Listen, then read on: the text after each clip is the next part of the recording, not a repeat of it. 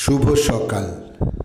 আজ 12ই পৌষ 1431, ইংরাজির 28শে December 2024। 28শে December 1885 theosophical সোসাইটির কিছু অকাল্ট সদস্য একত্রিত হয়ে প্রতিষ্ঠা করেন জাতীয় কংগ্রেস। প্রতিষ্ঠাতা সদস্যরা হলেন অ্যালান অক্টোভিয়ান হিউম, দাদাভাই নওরোজি, দীনেশ এদুলজিওয়াচা, উমেশচন্দ্র বন্দ্যোপাধ্যায়, সুরেন্দ্রনাথ বন্দ্যোপাধ্যায়, মনমোহন ঘোষ, মহাদেব গোবিন্দ রানাডে ও উইলিয়াম ওয়েডারবার্ন। 1921 আজকের দিনে কলকাতায় উদ্বোধন হয় ভিক্টোরিয়া মেমোরিয়াল হল। এটি একটি স্মৃতিসৌধ।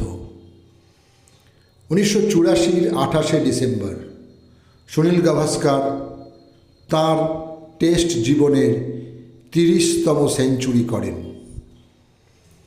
ভারতের হিন্দি চলচ্চিত্র জগতের কিংবদন্তি চিত্র পরিচালক, চিত্রনাট্যকার ও প্রযোজক ফণী মজুমদারের আজ জন্মদিন। 28শে ডিসেম্বর 1911 বর্তমান বাংলাদেশের ফরিদপুরে তাঁর জন্ম হয়।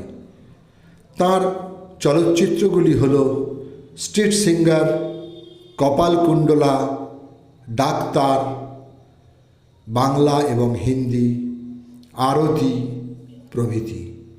অপরাধ তাঁর শ্রেষ্ঠ বাংলা ছবি, যা কলকাতায় মুক্তি পায় 1942 সালে।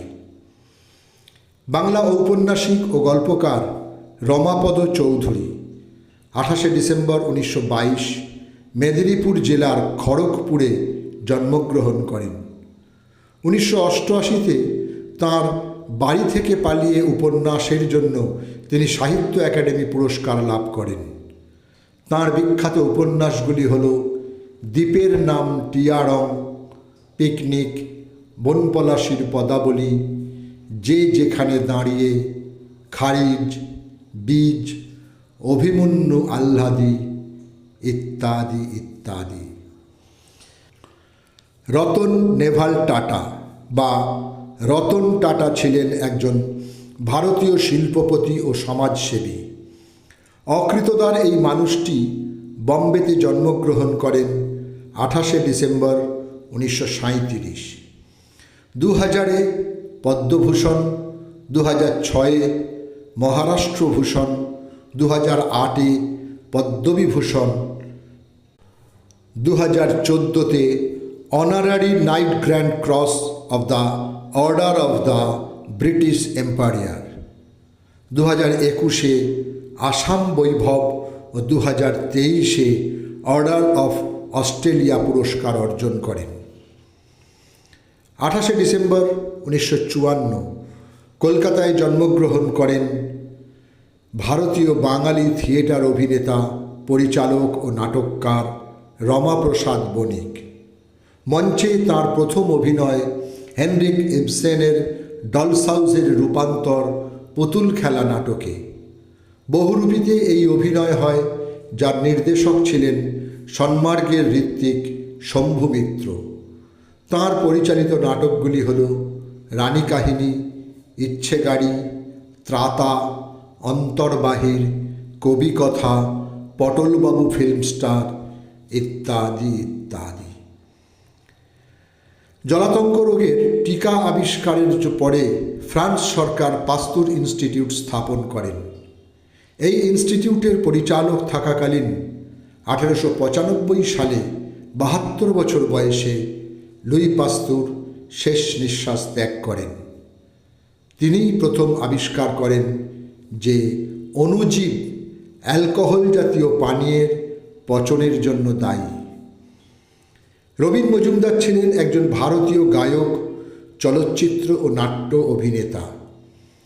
7ই জুলাই 1940 মুক্তি পায় তাঁর প্রথম চলচ্চিত্র সাপ মুক্তি। প্রথম ছবিতে নতুন নায়ক গায়ককে বরণ করে নেন দর্শক। আজ তাঁর মৃত্যুদিন। 28শে ডিসেম্বর 1983 মৃত্যু হয় রবীন মজুমদারের। ওই বছরই মুক্তি পায় তাঁর শেষ চলচ্চিত্র উৎসর্গ। বাংলাদেশের একজন প্রখ্যাত চলচ্চিত্র পরিচালক, অভিনেতা ও চিত্রনাট্যকার ছিলেন আব্দুল জব্বার খান। পূর্ব বাংলা বা বাংলাদেশের চলচ্চিত্রের জন্মদাতা হিসেবে তিনি আদৃত হন আজও। আজ শিল্পীর মৃত্যুদিন, সময়টা 1993। একজন বিশিষ্ট দরদি মনের মরমী যাত্রাপালাকার ভৈরব গঙ্গোপাধ্যায়। তিনি যাত্রাপালার প্রযোজক, নির্দেশক, গীতিকার ও সুরকার। 28শে ডিসেম্বর 1998, বাংলার 12ই পৌষ 1406 তিনি প্রয়াত হন।